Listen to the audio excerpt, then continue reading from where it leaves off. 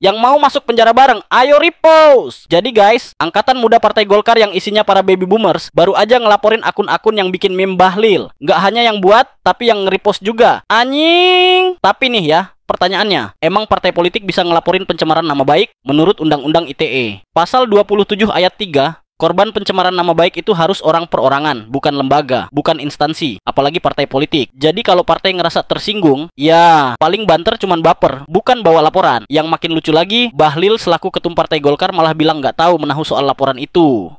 Jadi siapa nih yang lebay? Jangan-jangan cuman oknum pejilat yang pengen dapat jabatan, biar kelihatan paling loyal ke ketum. Ah, klasik banget, sama kayak Budi Arya yang dulu lebay bela Jokowi, atau PSI yang sekarang sibuk tebar pujian ke Prabowo. Panggung politik sekarang isinya lomba siapa yang paling pinter ngejilat, bukan yang paling pinter mikir. Bangsat. Padahal kalau dipikir-pikir meme itu cuma bentuk ekspresi publik, bukan makar. Sama kayak dulu kasus bendera One Piece yang dikira penghinaan negara. Terus kenapa kita kritiknya pakai meme? Ya kalau cuma kritik biasa nggak bakal didengar. Negara ini tuh terlalu sensi buat hal-hal yang receh, tapi pura-pura tuli sama masalah besar. Pantek. Kasus apa bang bisa masuk penjara? Pencurian bang. Oh, abang rampok. Begal bang. Oh begal. Udah berapa lama jadi begal bang? Saya masih newbie bang, baru 3 bulan. Waduh, masih harus banyak belajar berarti ya. Iya bang, keluar dari sini perbanyak jam terbang aja bang. Insya Allah jadi begal top global. Iya bang. Kalau abang sendiri kasus apa? Pencurian juga bang. Oh, abang begal juga? Saya nilep duit kantor bang. Astagfirullah bang. Berapa? 2 juta. Lah, nanggung amat. 2 juta doang mah, mending ikut saya ngebegal. Boleh bang, keluar dari sini tolong di training ya. Boleh. Kalau abang masuk penjara kasus apa bang? Upload muka Bahlil.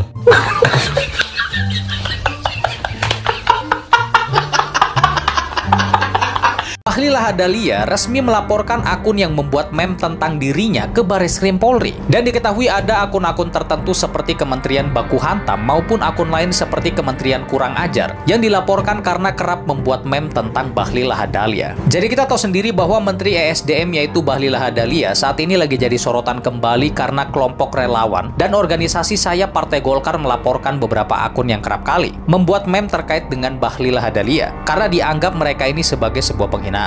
Nah, contohnya misalnya ada postingan-postingan seperti kajian Selasa Berkah, tema bolehkah tayamu menggunakan nikel. Setelah itu ada juga kajian online, hukum mencampur air zam-zam dengan etanol. Kemudian ada lagi yang diposting oleh Kementerian Baku Hantam yang bertema apakah boleh melempar jumroh dengan batu bara. Nah, jadi kalau kita lihat dari postingan-postingan mereka ini lebih merujuk kepada kritikan ya teman-teman. Jadi dikritik melalui meme, dan tentu saja banyak netizen yang menyampaikan bahwa kritikan itu bisa dalam bentuk apapun. Tetapi ini dianggap oleh relawan dan organisasi sayap Partai Golkar sebagai sebuah penghinaan. Akhirnya akun-akun tersebut dilaporkan ke pihak kepolisian dan kelompok lain seperti Angkatan Pembaharuan Muda Indonesia dan Angkatan Muda Partai Golkar. Ini juga melaporkan puluhan akun media sosial lainnya. Bagi mereka ini merupakan serangan terorganisir, isinya fitnah, ujaran kebencian, berita bohong, dan konten menyesatkan. Jangan ada lagi yang membuat meme Pak Bahlil, nanti bisa dilaporkan. Ikut nyebarin aja bisa dilaporkan loh. Nah, postingan inilah yang diduga menjadi trigger pelaporan tersebut. Kajian online, tema apakah boleh melempar jumrah dengan batu bara. Tapi yang udah nyebarin segini nih, coba dah tuh laporin, penuh penjara. Tapi akun ini memang banyak nih bikin meme tentang Pak Bahlil.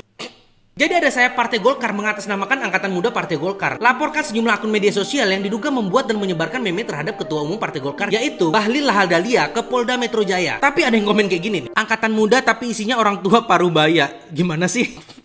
Mungkin maksud Angkatan Muda itu bukan umurnya kali, tapi anggota yang muda. Gimana sih? Tahu ah, kata mereka konten seperti itu jelas bukan kritik. Itu di luar dari etika dan budaya kita sebagai orang Indonesia. Bukannya udah sering dikritik tapi nggak denger ya? Sebenarnya ya, kita semua termasuk para pendukung Pak Bahlil nih harus sadar kenapa sih bisa banyak ada meme seperti itu. Dan kita semua tahu kan kinerja menteri terburuk menurut survei itu siapa? Jadi mungkin kekecewaan masyarakat itu terlalu tinggi dan itu menteri masih tetap penjabat. Kalau menurut kalian gimana?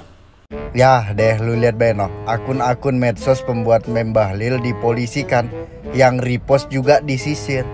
Deh, bagaimana ceritanya ini? Ya kan? Kita mah bukan benci sama orangnya. Kita mah benci sama kebijakan yang kagak masuk akal dibuat sama dia. Coba kalau kebijakannya bagus, masyarakat juga kagak bakal ngeritik. Buktinya Pak Baya, ada yang kritik dia, ada yang ngejelek-jelekin dia. Kagak ada, karena kerjanya bener, gawenya bagus. Kalau orang gawenya bagus, masyarakat juga pinter, kagak bakal ngekritik. Ya, lu lihat Beno, kebijakan Bahlil ada baik yang kagak masuk akal. Deh, kalau mau dipenjarakan, buset dah se-Indonesia emang muat itu.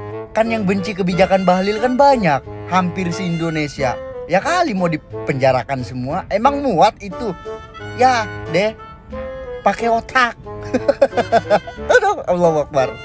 Akun buzzer yang diduga penyebar hoax Bahlil dilaporkan ke Bareskrim Polri ya.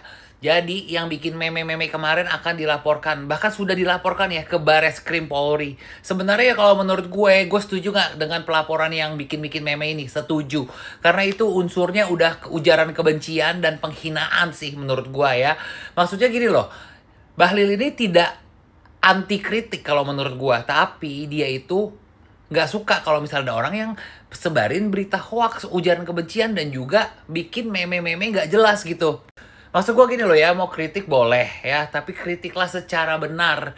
Jangan bersifat merendahkan dan membunuh karakter seseorang gitu loh. Jadi kalau kritik ya is okay, kita kan negara demokrasi ya, semua orang berhak untuk mengkritik dan juga berbicara gitu. Dan mengkritik itu juga untuk kemajuan gitu kan. Tapi kalau yang udah sifatnya hoax, ujaran kebencian, bahkan ada meme-memenya, menurut gue ini wajib dilaporkan sih. Kalau nggak bisa kacau gitu kan. Bahkan yang nge-repost katanya juga mau dihusut. Gimana ya? Yang nge-repost itu kayaknya banyak deh kalau gue perhatiin ya. Emang penjaranya bakal muat gitu. Jadi intinya kalau misalnya mau mengkritik ya udah kritik aja. Sesuai dengan topik yang mau dikritik. Jangan pakai mama meme, mama meme, mama meme. Apalagi kalau udah nyebarin hoax ya. Itu bikin kacau sih menurut gue. Kasus keracunan MBG jangan dibesar-besarkan. Di negara lain juga ada kok. Kasus hutang kereta cepat jangan dibesar-besarkan. Tidak ada transportasi publik yang menguntungkan. Nah, kalau kasus Mim Bahlil yang beredar di sosial media, ini harus segera dipolisikan. Ini pencemaran nama baik. Betul nggak Pak Bahlil? Pokoknya harus segera dipolisikan. Awas, hati-hati ya kalian. Kritik rakyat hadir dalam berbagai bentuk yang kreatif dan memanfaatkan kemajuan teknologi, khususnya media sosial. Bahlil, dengerin. Kritik lahir dari kreativitas media sosial. Masih mending kalau pakai meme. Gimana kalau kekerasan? Tentu kita tidak maulah. Tapi begini ya, kalau kerjaan lo benar sebagai menteri, rakyat pasti akan memuji.